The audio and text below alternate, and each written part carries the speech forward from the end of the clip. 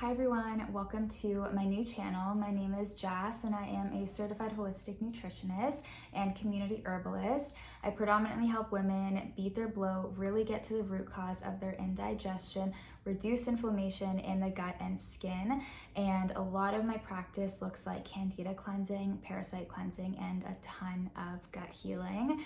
I'm really excited to do this video because I feel like a lot of people don't talk about Candida, and it's something that I obviously talk about every single day and work with my clients on every day. I personally have had quite a history with doing Candida cleanses. I think by today, I have probably done 6 to 7 Candida cleanses throughout the years, and they have changed my life, and that's why I really want to talk about this and get you guys to do a Candida cleanse if it's something that you need, because I truly feel like if this was something that was talked about in the medical field more, so many of us women would feel so much better, would not have to go on antibiotics, would not have to go through these crazy symptoms and feel like we're alone, because this Candida cleanse is going to heal your gut in a different way than you've ever tried. So I know you've probably found this from searching Candida. I hope that you find this helpful. I'm gonna just talk about foods to add and exclude. If you wanna learn more about what Candida is, the symptoms, the signs, the causes, take a listen to my podcast, the Nourished podcast. I have quite a few episodes on there with Q&As and everything like that, so that you can learn way more about it. But today I'm just going to keep it pretty short, just so you can get as much information as possible in hopefully under 5 minutes. We'll see. And yeah, I hope you learned something from this video. If you have any other questions, please feel free to send me a message below, or you can follow me on Instagram as well. Okay, so when it comes to the foods that we're removing, you want to make sure that you go and do a really nice grocery shop so that you feel prepared for this cleanse. I always say to my clients to not do the cleanse at a very stressful time in your life. If you do it during a stressful time in your life, the chances of you doing it correctly is very slim, but also Candida thrives on stress. So really important to keep that in mind. So in terms of foods that we're going to be reducing, dairy, gluten, grains, I'm okay with my clients keeping quinoa and buckwheat in their diet. I don't think that's an issue, but I would remove dairy, gluten, grains, alcohols, which is going to be sugar alcohols as well as alcohol itself, vinegars except for apple cider vinegar, as well as moldy foods. So moldy foods could be things like peanuts, cashews, pistachios, as well as mushrooms. You're also going to be removing a lot of sugars in your diet. So any type of white and refined sugar, brown sugar. White and brown sugar are basically the exact same. Brown sugar just has that color to it. So anything along the lines of cookies, cakes, that kind of thing. Basically what you're going to be striving for is a produce-rich diet. So if you're getting those sugars from starchy vegetables or fruits, that's totally different, but I would definitely make sure that you're staying away from white and brown sugar.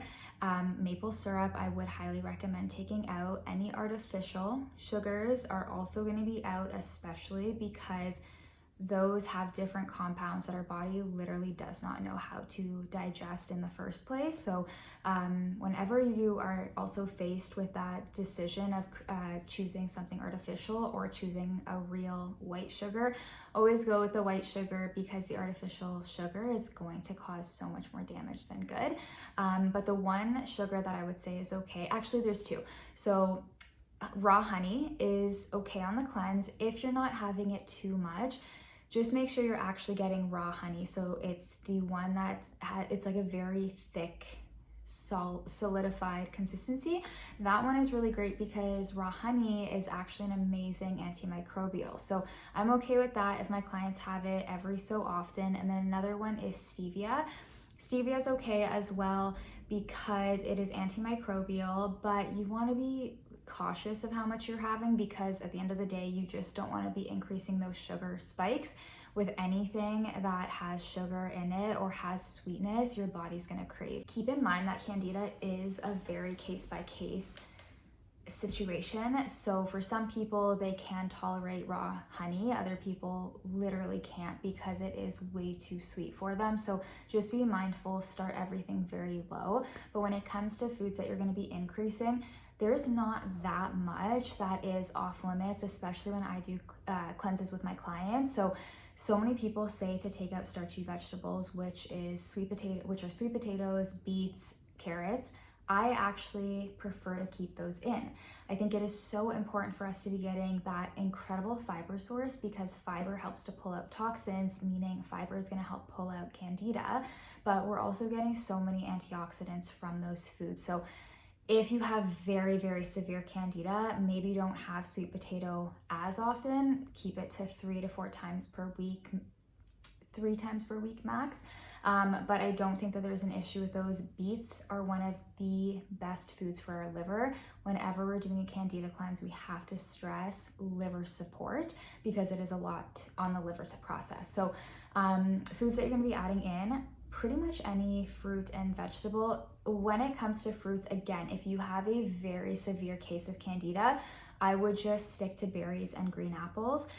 If it's moderate, you can add on pretty much any fruit. I would just probably stay away from mangoes and bananas, but everything else should be totally fine. If you're working with a practitioner, it's obviously a lot easier for them to tell you what you can and can't have, just because it is such a case-by-case situation. But I really just think the biggest thing for you to remember is that 90% of your groceries are going to be coming from the produce section. So keeping leafy greens on hand, lemon, lime, those are always going to be staples in your diet. Apple cider vinegar, arugula, dandelion leaf, those are really great because they're very bitter. Bitter foods help to stimulate our digestion, and they also help to balance blood sugar. They help to also reduce those sugar cravings. So if you are someone who is constantly craving sugar because of your candida, try to add in radish, 2 radishes per day, and you'll notice that those sugar cravings slowly start to decrease. When you're not shopping from the produce section, you're going to be doing a lot of that shopping in the meat section, and is that what it's called? So you'll be having lots of organic meats. I really think that there is no issue with having chicken, beef. I know so many people have this stigma that beef and red meats are really bad for us. It's all in moderation, and it truly depends on the quality that you're buying. I think meats are one of the most healing foods for us today and have always been. Think about bone broth and the fact that bone broth can heal so many of our digestive systems. So meats, so pretty much any meat is able to be in your diet. I would just personally stay away from pork, as it is a much fattier and unhealthy meat source that is also very commonly parasite infected. And then fish, I would say salmon. Make sure that it's wild caught salmon that you're buying, and cod, whatever it may be, that's no problem at all. I think the biggest thing that you want to focus on is just not having these like super starchy carbs. So breads, pastas. If you're having pasta, buy lentil pasta. Lentil pasta is great because it gives you enough protein and fiber, and it actually fills you up, which is really nice. And you'll be getting lots of herbal teas. So holy basil is a really great one. It's antimicrobial and helps to balance blood sugar levels and helps to reduce stress.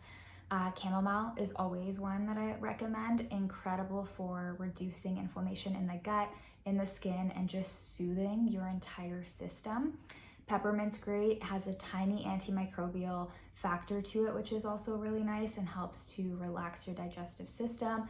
Lavender, rose, they're all amazing. Fennel is incredible for candida because it can aid in killing candida, and it also is very nutritive. So you're getting those nutrients back into your diet. So those are foods that I would recommend. I'll write down a few more in the description so that you can take a look, because there's so many foods that you can get.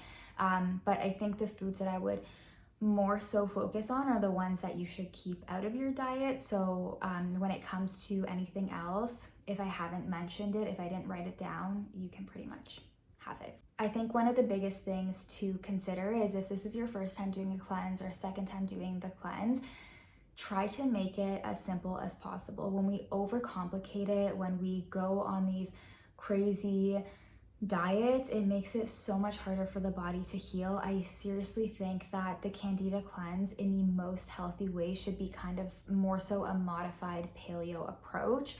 You're able to have avocados, you're able to have so many different healing foods, and I think that's what I would focus on. Instead of focusing on the foods that you're removing, focus on how many foods you're actually able to bring into the diet, and the fact that that variety is most likely going to be so much more than your typical diet that you have been doing for years, because now you have that time to really make these changes. So I hope you enjoyed this video. I'm gonna keep it short just so you can get all the information that you need. If you have any ideas in terms of any like other videos that you'd like to see, please let me know. Make sure to follow me on Instagram. It's Nourish with Jazz. That's where I have all of my information. If you're interested in seeing any of the programs that I have a self-paced Candida program that is very affordable, and it has every single thing that you need to know in order to do the Candida cleanse. You can find that at nourishwithjazz.com, and I'll have it linked below as well. I hope you have a great day, and thank you so much for watching.